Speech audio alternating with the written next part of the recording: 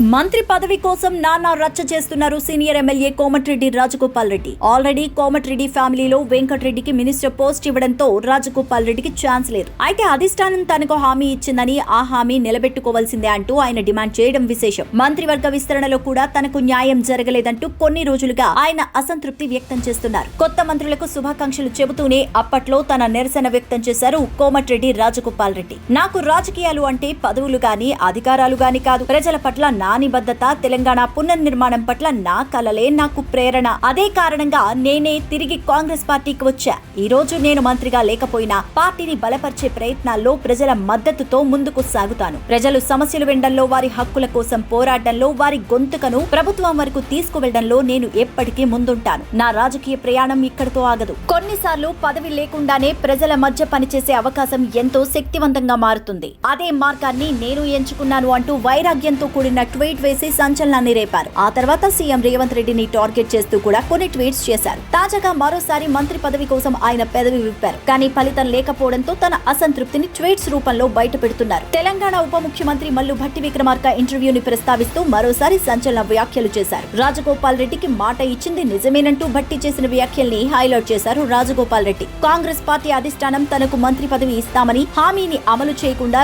రాష్ట్ర ముఖ్య నేతలు అడ్డుకుంటూ అవమానిస్తున్న వాస్తవాన్ని మీడియా ద్వారా ప్రజలకు వివరించిన భట్టికి ధన్యవాదాలు అంటూ ఓ ట్వీట్ వేశారు. తనకు మంత్రి పదవి ముఖ్యం కాదని, ప్రజలు తమకు ఇచ్చిన హామీలను కాంగ్రెస్ సర్కార్ అమలు చేయలేదని, అవినీతి రహిత పాలన అందించాలని కోరుకుంటున్నట్లు చెప్పారు. తెలంగాణ సమాజ ఆకాంక్షలను నెరవేర్చేలా కాంగ్రెస్ ప్రభుత్వ పాలన ఉండాలంటూ ఆశిస్తున్నట్టు ట్వీట్ చేశారు. మంత్రి పదవి కావాలంటూ రాజగోపాల్ రెడ్డి చేస్తున్న వ్యాఖ్యల్ని కాంగ్రెస్ లో ఎవరూ సీరియస్ గా తీసుకోకపోవడం విశేషం. ఆయన సోదరుడు మంత్రి కోమటిరెడ్డి వెంకటరెడ్డి కూడా ఎలాంటి కామెంట్స్ చేయలేదు. మంత్రి పదవి రాకపోవడం ఒక బాధ అయితే, తనపై ఎవరూ సింపతి చూపించడం లేదనే బాధ కూడా రాజగోపాల్ రెడ్డికి ఉంది. తాజాగా డిప్యూటీ సీఎం భట్టి వ్యాఖ్యలు ఆయన ఈగో చల్లార్చినట్టున్నాయి. అందుకే ఆయన భట్టి మాటల్ని కోట్ చేస్తూ ట్వీట్ చేశారు. తనకు పదవి ముఖ్యం కాదు అంటూ మరోసారి వేదాంత ధోరణిలో కామెంట్స్ చేశారు.